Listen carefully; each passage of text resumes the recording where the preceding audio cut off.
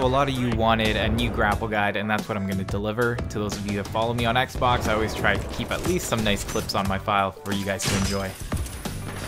And I don't want to distract you guys too much by talking over the clips, so I'm going to let you guys just kind of see the tricks, and once you guys have gone over some examples, we will go back and talk about some specifics.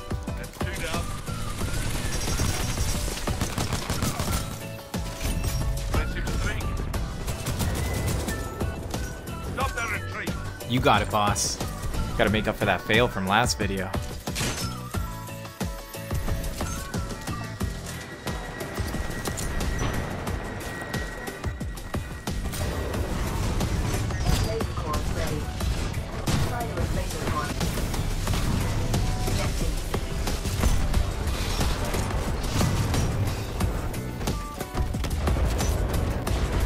That was butter.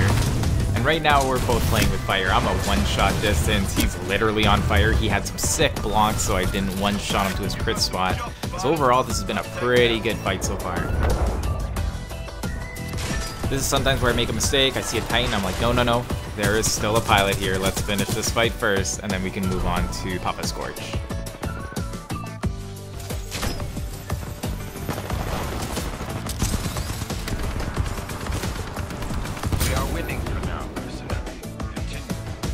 That right there is the fine wine of grapple slingshots. And let me just tell you something about grapple slingshots. There's no other room in this video. I've just looked through it and it's all full. This is the only time I can bring it up. So you guys can still enjoy the clips, but listen up. The grappling hook slingshot it's one of the more brute force attacks that you can do with it.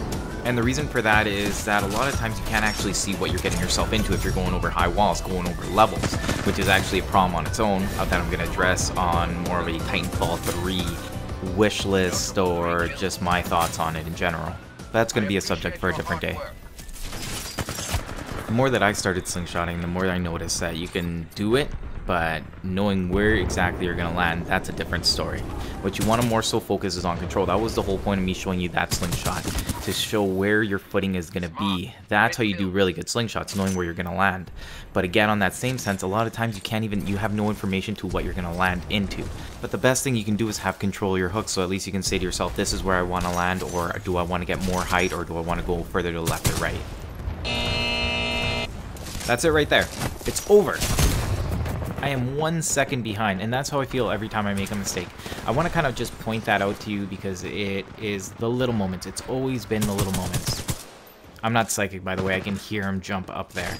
But this comes back to my original guide still. It's disengaging the hook. You can't have your grappling hook out and have your gun out.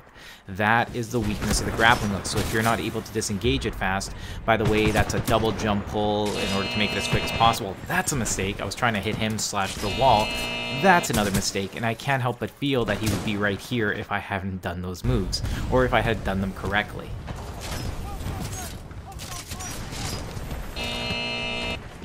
What's the mistake there? Well, I used a lot more of my charge. I would have had enough to grapple him and probably bring him right back into the room without exposing myself to this Titan. But what I ended up doing was, in order to get some more speed when I got into the room, I held onto the hook way too long because it made it easier for me to not pop my head. But then I'd used so much of the charge that I didn't have another one available. That's the move I think most people want to learn these days. It's the pullback to get height really fast. And there's two ways to do it. I used a double jump there because I needed the speed initially. If you want to hold it longer, you space out the first jump, which is the jump you get when your feet are still on the ground. You're going to see that here. 1 jump, 2 jumps. If you want to get maximum hold and hang time with your hook, then you're spacing those jumps up. If you're trying to get more speed, then you're spamming both of them together. And those are the basis for the new moves for me. Again, this is all going back to basics. That was a perfect read. I feel so good about that. Those are the moments that make me want to continue the game. When I'm really on point and I'm like, I am 1 step ahead. But I also want to show that I make a lot of mistakes. I don't want to keep playing that sound for you guys. It's super annoying, but I think it's important to note that I make a lot of mistakes and how do I try to correct them. That guy shot me with, I think, a massive. That's why I didn't want to get in too close, so I ended up bailing with the grenade.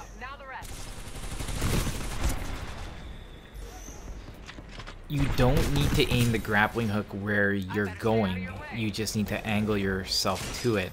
That's kind of part of the secret of using the grappling hook quickly. It's not so much where the hook lands, that's not where you need to go. Your strafe jump and your single and double jump are what's going to dictate which directions you're going to go in at what speed.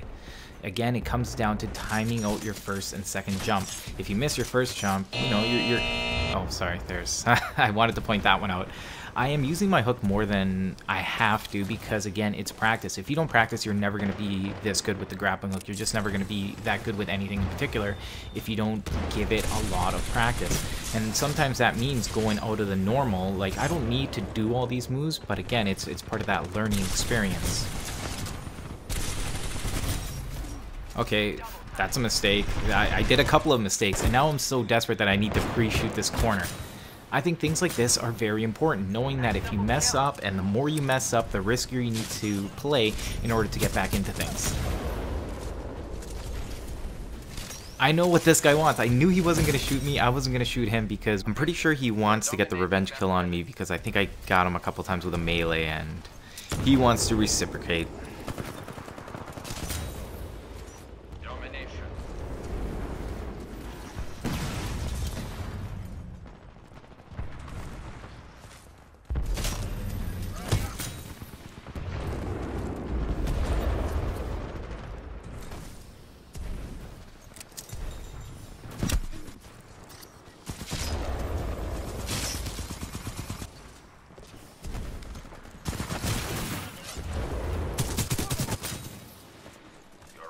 Should stay out of your way.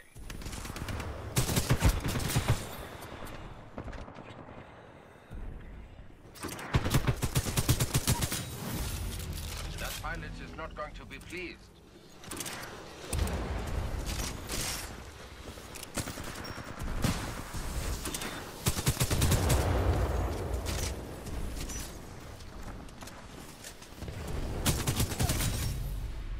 Domination.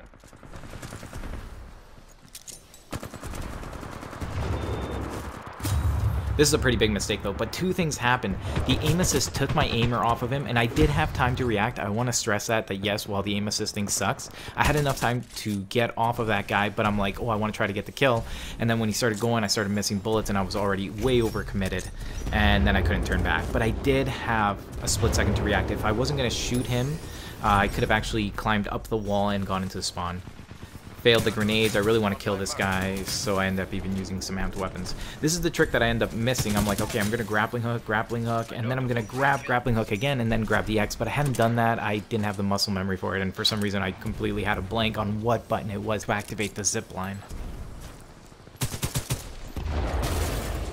So that was a double jump. That's pretty much the whole part of that move, but you can see how fast it goes if you time it out right.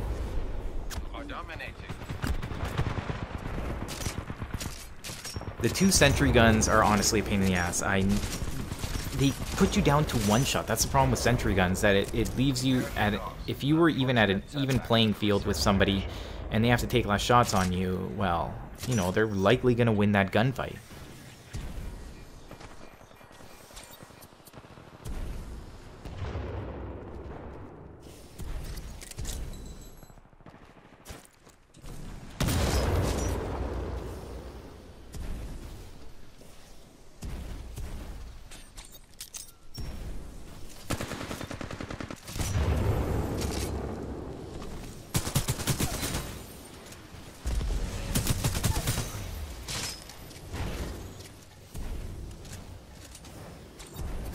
Right now, I actually have an advantage. Even though he had tracking on me, I was going to make things difficult for him by him having to come down.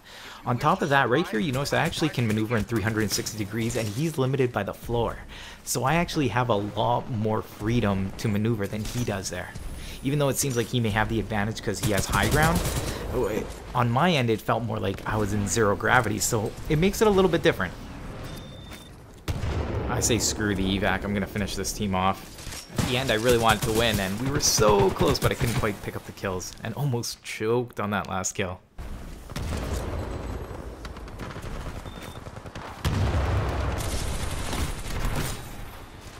That pilot stepped into the wrong ring.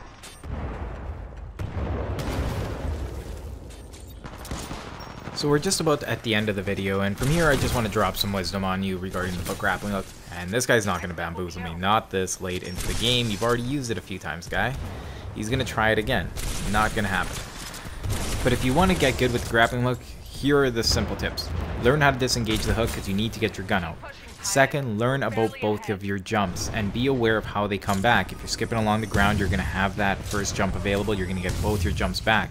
If you happen to use your grappling hook, get lifted off the ground, well, now you're only left with one jump if you didn't use it as you were skipping along. Knowing when you have two jumps versus one jump.